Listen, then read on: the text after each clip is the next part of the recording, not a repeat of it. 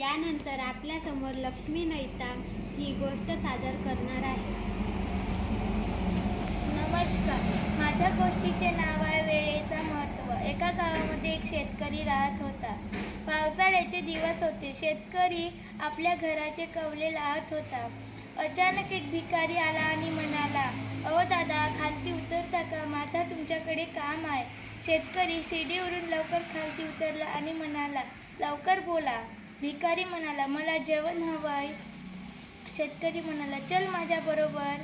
शेतकरी आणि भिकारी छतावर गेले आणि कवले लावले. भिकारी म्हणाला, "मला जेवण हवंय. माझ्याकडे अन्न नाही. मी तुझी कोणतीच मदत करू शकत नाही." असा शेतकरी म्हणाला. शेतकरी खाली उतरला.